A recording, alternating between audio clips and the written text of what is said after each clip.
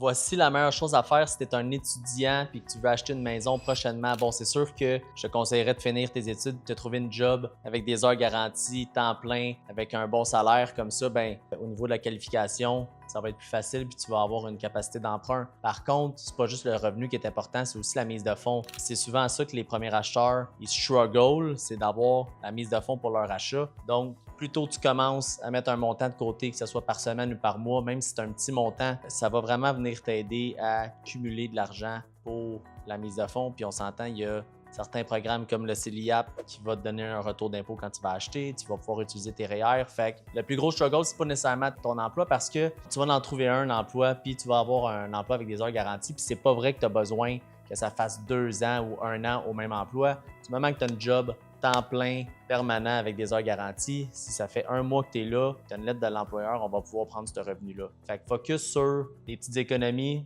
ta mise de fonds, puis quand tu vas avoir ton emploi, ben on va pouvoir te qualifier puis tu vas pouvoir acheter ta première propriété.